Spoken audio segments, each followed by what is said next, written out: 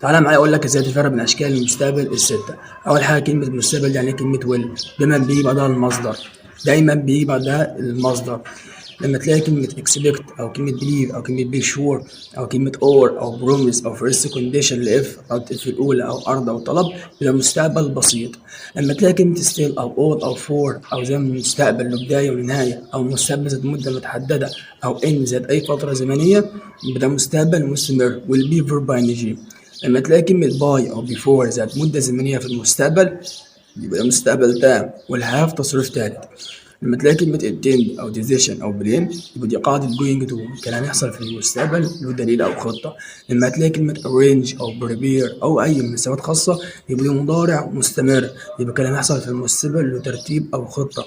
لما تلاقي أي ميعاد ثابت، ميعاد الدروسات، المحاضرات، الدروس، أي ميعاد ثابت حتى لو في المستقبل، يبقى ده زمن المضارع البسيط.